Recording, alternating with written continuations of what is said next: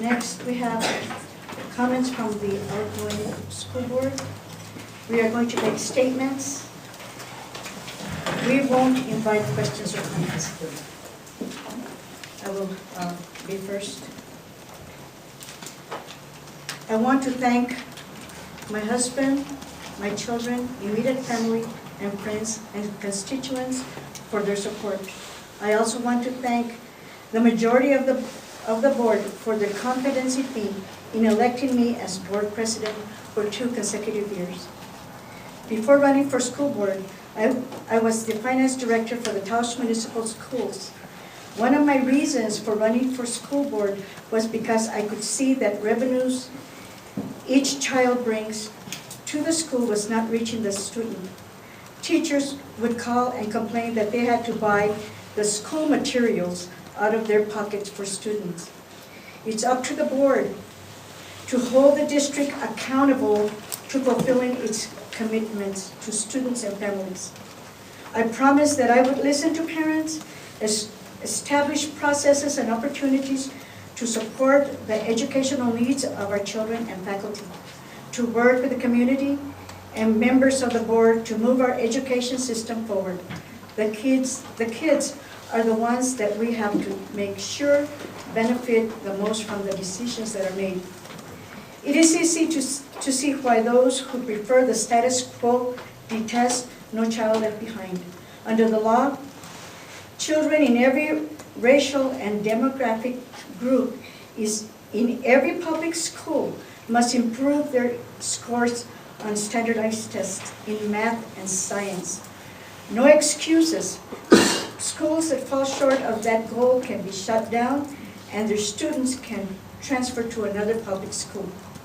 The critics hate requirements like that for one reason, because good tests not only tell if kids are learning, but also if teachers and administrators are holding up to their end.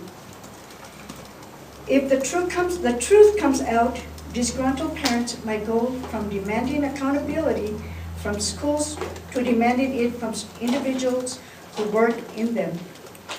New Mexico mirrored near the bottom of the national education ranking. Senator Cynthia Nava of Las Cruces is a superintendent of Gaston Independent School District. Nava has introduced 2 bills aimed at more accountability in the schools. They would create state evaluation systems for teachers, principals, and school staff. Her proposals are Senate Bill 502 and Senate Bill 503. This bill would end social promotion. No child should move up unless he or she has mastered the basics. While being on the Board of Education, I had some eventful years. Do you recall when I was recalled? It was a recall that went nowhere. I was recalled by a board member and by the DAB Citizens for Quality Education, a fly-by-night unincorporated association. Do you recall when a group of family members went to visit Veronica Garcia, the former Secretary of Education? The fearful as EEOC claims, the cherry on this dessert is Mayor Darren Cordova talking to the governor in a failed attempt to remove the board. The accusations of micromanagement. Micromanaging is a convenient term to throw out that garner a headline in the newspapers or catches a lot of conversation in the community. But I haven't had anybody say, you're micromanaging this situation in this fashion. It's a way to sell newspapers. The liberal, biased, tabloid-tinted mass media. Taos News offers efforts to make me quit, and their reporters snooping through my personnel file. I must admit that the Taos News helped me bring the awareness of the corruption that had been hidden for many years in our school district.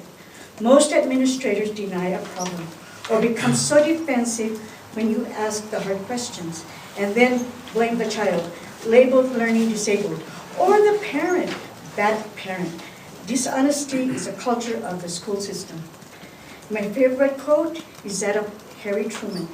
I never give anybody hell, I just tell the truth and they think it's hell. Without my faith, I wouldn't have been able to survive the ugly behavior of those who don't understand what goes on at our schools. To my supporters, I am the crusader who has shined a light on incompetent and dishonesty of some administrators. Regardless of the attacks, budget cuts, and many other challenges is a primary opportunity for learning and the avenue for our children to become successful in adulthood. And as adults, we need to remind ourselves why we choose to work in public education and why we volunteer to serve on the school board. Students need to be the primary focus. Every school board member is a symbolic line of hundreds and hundreds of children. All of them are counting on caring parents, teachers, and board members to successfully lead them into adulthood. It is not for our personal gain, and it's not for our personal agendas. The work that has been done over the last 4 years has been tremendous and very, very time-consuming. However, the hope is that our academics will become stronger and our graduates will be ultimately successful in their future endeavors. Modernizing school, establishing new academic standards, and getting rid of the uncertified personnel is in the works, and it is someone else to fight the battle. I stand for excellence in education. My gratifying moments were seeing the joy in students' eyes as they were handed their high school diploma. My term is up. Now it's up to you. I'm not going away. I will be watching. I will be the voice of our students. Every child counts, and every child matters. Special thanks to Vice President Stella Gallegos, Secretary Arsenio Cordova, Board Member Tomas Tapoel, Board Member Enrico Velasquez, Dr. Rod Weston, staff and faculty.